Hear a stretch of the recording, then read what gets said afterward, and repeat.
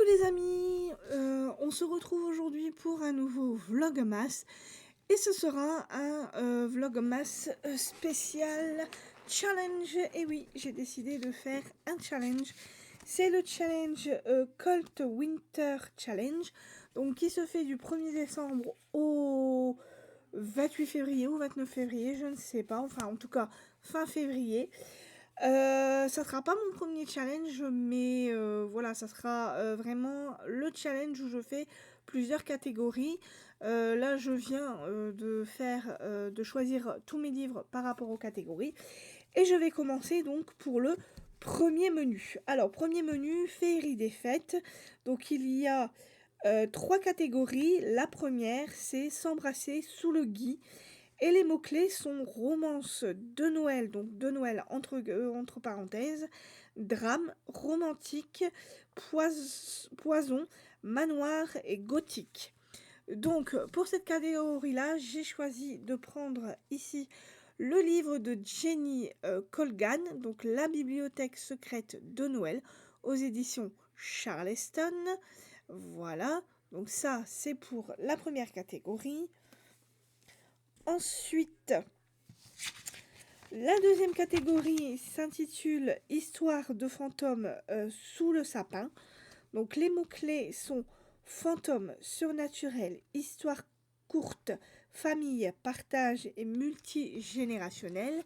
Et j'ai décidé donc de mettre le livre de Laetitia Civi, Les mystères de Beaton Cove, Un secret à déterrer, aux éditions donc Antélio. Voilà. Ensuite, la troisième catégorie qui s'intitule Au coin du feu. Les mots-clés sont un livre cocooning qui réchauffe le cœur et le corps. Donc, j'ai décidé de mettre le Pumpkin Spice Café. Donc, un latte bien épicé a le pouvoir de changer votre vie. De Laurie Gilmore aux éditions, donc c'était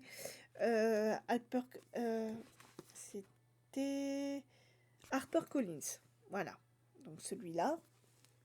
Voilà. Ensuite, donc, il y a couverture rouge et ouverte. Donc, à mon avis, toujours pour la même catégorie. Donc, couverture rouge et ouverte. Donc, j'ai décidé de prendre le Dan Brown, Le secret des secrets, aux éditions JC Lattès. Voilà. Alors, hop. Ensuite, donc, le deuxième menu. Donc, c'est froid polaire. Oui, c'est froid polaire, voilà. La première catégorie, donc, stalactite ensanglantée. Mots-clés, thriller, policier, cozy mystery, donc cozy Christmas mystery, peur, frisson. Donc, j'ai décidé de mettre 3 livres. Voilà, alors, je les prends. Donc, j'ai décidé de lire La fiancée gitane de Carmen Mola aux éditions Harper. Non, Babel Noir, excusez-moi. Ensuite, j'ai décidé de lire le Donato Carissi, L'éducation des papillons, donc au livre de poche. Et ensuite, donc, j'ai décidé de lire Celui qui n'était pas un meurtrier de Orge et Rosenfeld. Voilà.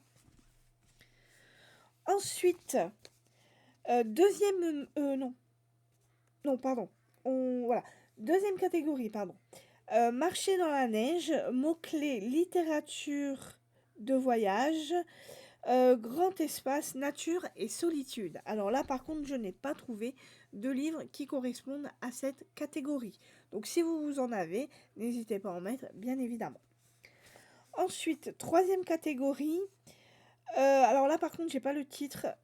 Voilà, j'ai juste les mots-clés. Donc, c'est destinée, chasse, quête, prophétie et chute. Alors, pour la destinée et la quête, j'ai décidé de mettre le 3e tome de Rebecca Yarros, donc Onyx Storm, voilà, aux éditions Hugo Roman.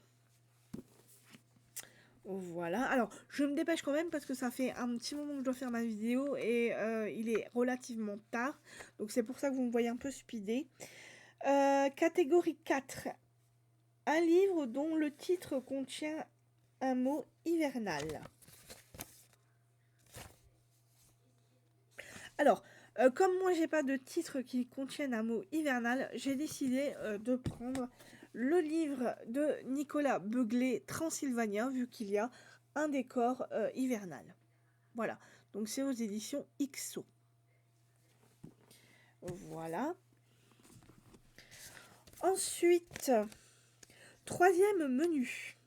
Donc catégorie 1. Pareil, je n'ai pas le titre, j'ai juste les mots-clés. Donc j'ai divinité, nuit, sacrifice, danger, animal, enfance et masque. Alors moi j'ai pris au niveau de la divinité, j'ai décidé de prendre celui-là. Donc Blood of Hercule de Jasmine Mas aux éditions Verso, parce que ça parle de la mythologie grecque. Voilà.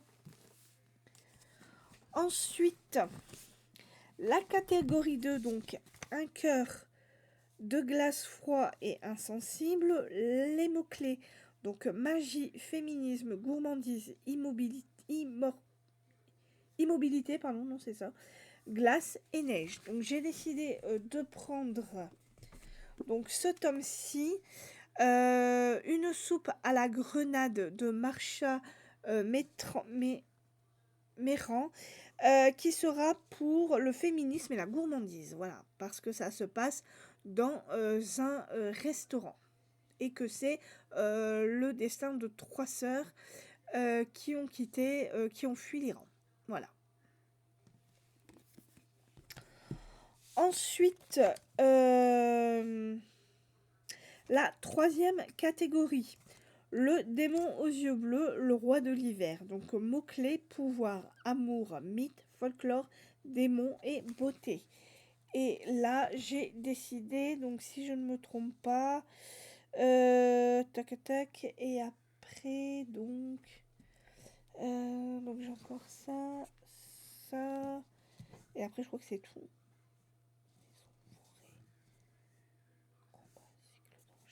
Oui, donc c'est ça. Alors, mythe, voilà, donc démon, alors, oh là là, pouvoir, amour, mythe, j'ai décidé de mettre celui-ci, donc La Reine du mythe et des monstres de Scarlett Sinclair, aux éditions, donc pareil, Hugo Roman, parce que ça nous parle d'amour, voilà, et bah non, c'était pas celui-là que je devais mettre. C'était lequel que je devais mettre?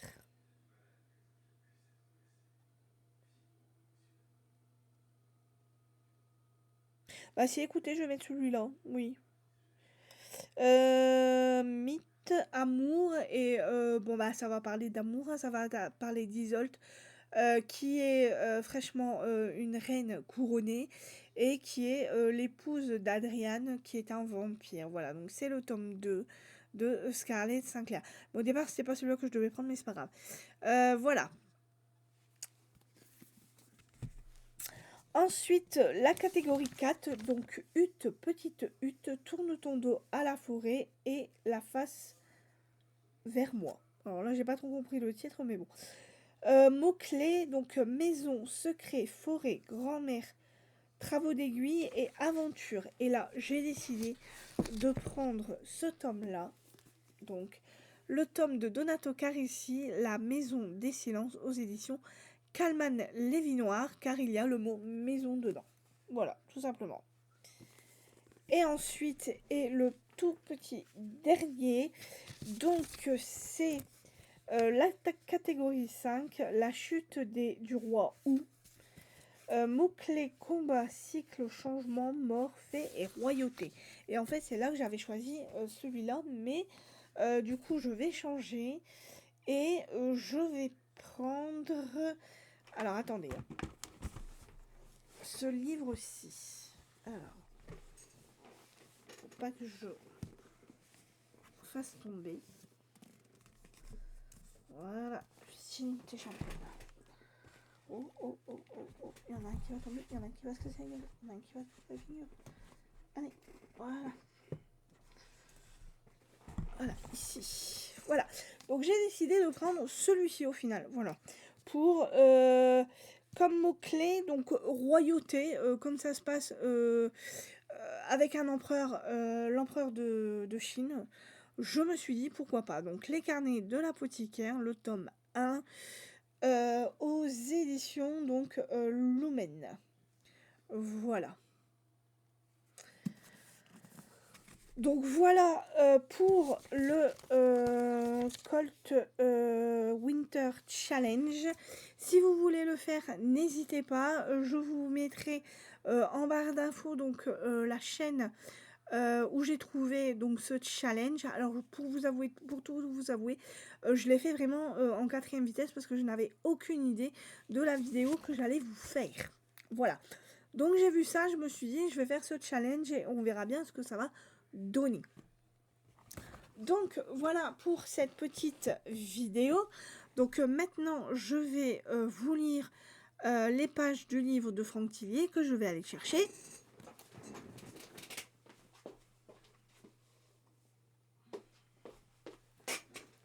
Voilà le livre. Donc on va continuer l'histoire, le roman maudit, donc le thriller de l'Avent. Donc je vais l'ouvrir.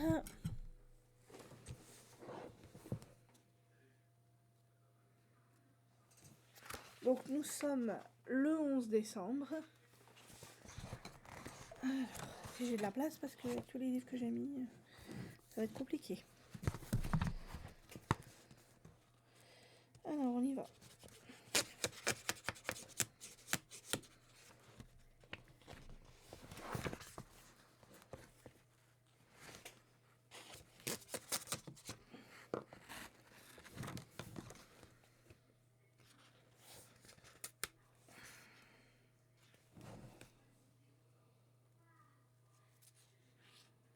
Non. Alors.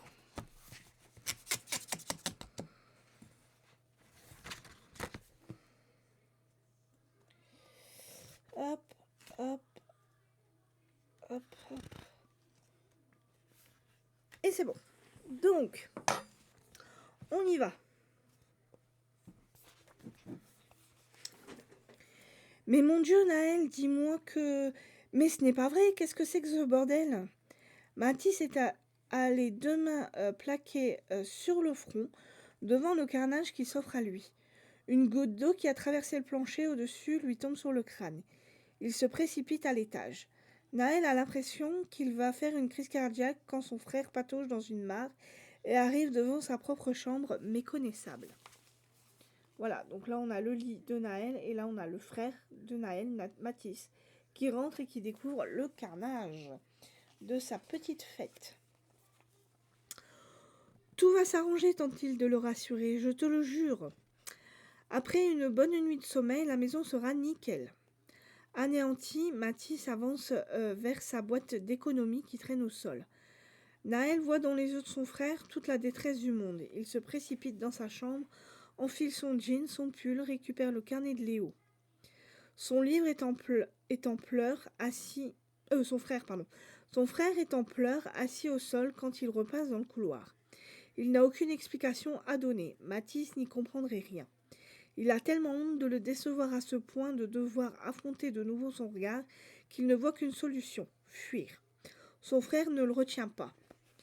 Il dévale l'escalier, récupère son manteau et disparaît dans la rue, direction la Maison Bleue. Il n'a nulle part ailleurs où aller. Quand il arrive à destination, le père de Léo n'est pas là, contrairement à la première fois. Naël se fait une petite place dans un coin. Qu'est-ce qu'il a fait? Qu'est-ce qu'il est devenu en si peu de temps? Un type pas bien, un sale type, ouais. Je crois que là-dessus, on est d'accord, pour une fois. Les voix ont raison. Il a triché, volé de l'argent, mais le pire, c'est qu'il a déçu Mathis et mis Louise de côté. Alors qu'elle l'a toujours soutenu à cause de ses maudites fêtes, il était sur le point de rompre leur amitié de toujours. Il sort son téléphone et lui envoie un SMS. « Tu dors sans doute à cette à cette heure, mais je voulais m'excuser pour hier. Quand t'es tombé dans le bus, j'aurais dû, je ne sais pas, leur foutre mon poing dans la figure. Mais je n'ai rien fait. Je m'excuse aussi pour mon sale comportement. Je vis des trucs compliqués en ce moment. En tout cas, t'es et tu resteras ma meilleure pote. Donc ça, donc c'est Mathis qui n'y croit pas ses yeux, et là, Naël qui s'enfuit.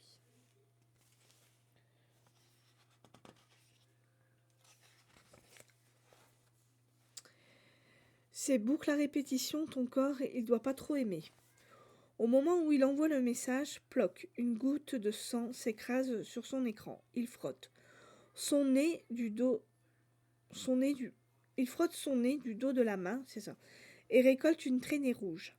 C'est la première fois que ça lui arrive. Un vaisseau a claqué à l'intérieur d'une narine. Un vaisseau, t'es plutôt en train de pourrir, mec. Sa voix lui fiche les jetons. Et si elle disait vrai? Et s'il se détériorait un peu plus à chaque répétition? Il reprend vite le carnet de Léo comme si c'était un moyen de se protéger du monde alentour, un refuge. Donc là, on voit Léo... Non, Naël, pardon. Excusez-moi. Naël qui est en train de saigner du nez, voilà. Et puis là, il est en train d'essayer d'ouvrir le livre au 11 décembre.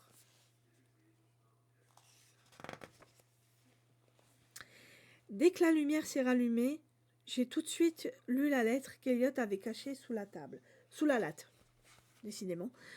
Je suis Eliott, j'ai 14 ans. Il y a 10 jours, j'ai trouvé la cachette sous le plancher. Il y avait déjà 3 feuilles dedans. Je suis donc le 4e ado à être kidnappé. Si tu lis ces lignes, c'est que t'es à ma place en ce moment même. Prisonnier comme moi, comme ceux d'avant. De l'homme à la tête de monstre. Demain, je vais essayer de m'évader. Si je réussis, si j'échoue, ce sera sans doute mon dernier message. Le kidnappeur a une faiblesse. Je ne sais pas si t'as déjà remarqué, mais il ne voit rien à gauche. Il est aveugle d'un œil. Quand il rentre dans la pièce, il te verra pas si t'es planqué contre le mur, juste à gauche de la porte. Il s'avancera comme d'habitude pour poser le plateau s'il croit que t'es dans ton lit, et là tu pourras essayer de t'enfuir. Souhaite-moi bon courage, je vais en avoir besoin. Ça me détruit. Si je suis là enfermée, c'est que le mal n'a jamais été arrêté. Ça veut dire qu'Eliott n'a pas réussi à se sauver. Peut-être qu'il s'est retrouvé bloqué dans l'autre pièce, ou alors le mal a réussi à le rattraper et... Je veux pas imaginer la suite, je préfère pas. Mais il y a quand même de l'espoir, le mal a une faille. Grâce à Eliott, je vais peut-être avoir l'occasion de me tirer d'ici. Je ne peux pas rester à attendre sans rien faire. Donc là, on a ce qu'a écrit Eliott et ce que lit... Non. Oui, ce qu'a écrit Eliott et ce que lit Léo. Je vais y arriver. Naël se rend compte qu'il a retenu son souffle. Que va faire Léo? Il craint le pire pour lui. Il regarde souvent les émissions d'enquête à la télé. Quand on n'a pas retrouvé quelqu'un, au bout de quelques jours, en général, c'est qu'il est mort. Alors un an. Il referme le livre avec tristesse. Un grand sentiment d'impuissance l'envahit. Une vibration. Louise a répondu. Tu sais que j'étais en train de m'endormir là? Et la fête finie? Alors, ils ont fait exploser ta maison? Naël a un petit sourire tendre. C'est bien Louise, ça. Il s'envoie dans la foulée une dizaine de SMS. Naël sait, au fil de leurs échanges, qu'il pourra toujours compter sur elle, quelles que soient les circonstances. C'est pour ça que je veux être médecin, en fait. Ma façon à moi d'aider les gens, tu vois. Bon, on arrête là, je me piote. Demain, je vais être explosée à cause de toi. Check, check. Naël aussi est crevé. Son nez s'est arrêté de saigner, mais ses paupières pèsent. Il sent qu'il pourrait sombrer au pays des rêves, mais avec son dernier SMS, Louise lui a donné une sacrée bonne idée. Et si lui aussi, il essayait de sauver des tas de gens? Une espèce de docteur bonheur qui ferait le bien et qui permettrait de sortir de la boucle. Il n'a pas dormi. Il n'y a donc pas encore eu de remise à zéro. Ça veut dire qu'on est le 2 décembre. Les événements de la veille seront par conséquent gravés dans les journaux du matin. Et donc, comme il l'a fait pour son frère, il pourra les empêcher après une remise à zéro de la boucle. Donc là, on a les SMS que Louise et lui s'envoient. Et là, ici, donc on a Naël qui est dans la petite maison... oui, Naël, c'est ça. Dans la maison bleue, voilà, il est en train d'essayer de dormir.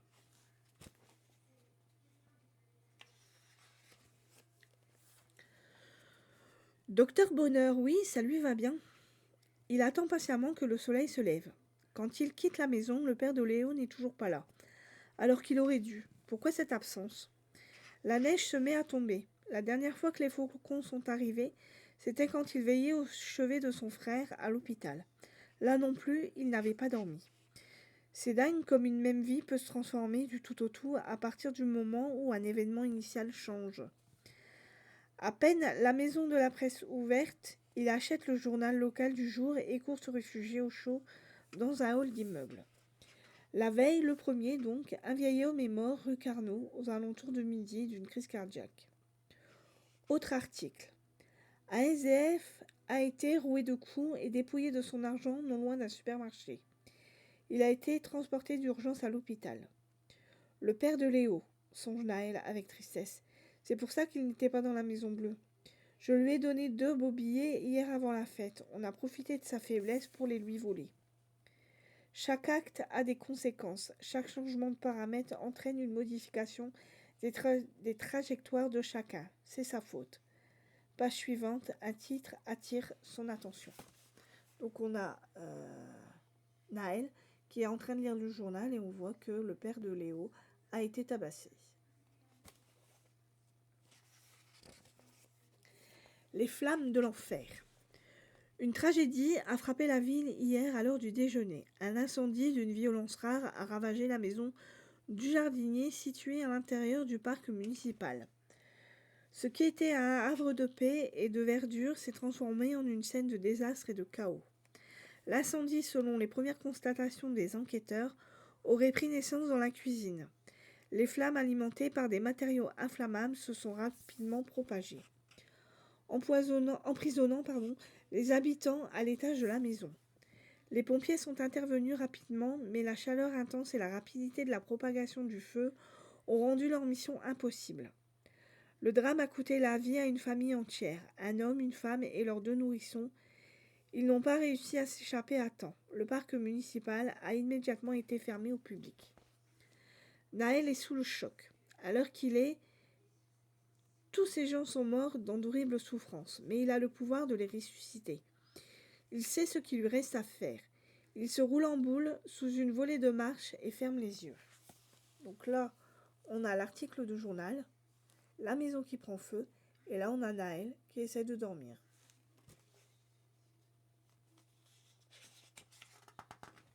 Et voilà. Et donc, la suite, ce sera demain, le chapitre 12. Voilà. Donc, j'espère que la suite de l'histoire de Naël vous a plu. Donc, maintenant, je vais manger mon petit chocolat du calendrier de l'Avent. Donc, nous sommes le 11. Et le 11 est ici. Donc, là. Hop. Et c'est un petit chocolat noir. Et je l'ai mis à l'envers. Voilà, un petit chocolat noir. Voilà. Alors, je vais l'ouvrir pour vous le faire voir. Et puis, je le mangerai après ma vidéo. Voilà. Vous l'avez vu. Donc, ce petit vlogmas d'aujourd'hui est terminé. Donc, j'espère qu'il vous aura plu. Désolée de la rapidité de la vidéo, mais comme je l'ai fait relativement tard, je voulais quand même vous la mettre en ligne le plus rapidement possible. Et comme j'avais pas d'idée et que j'ai trouvé mon idée tard aussi, voilà, le pourquoi du comment. Donc écoutez, moi je vous dis à la prochaine, donc à demain, pour un nouveau vlogmas. Et en attendant, je vous souhaite une bonne fin de journée. Je vous dis donc à demain. Bisous, bye bye.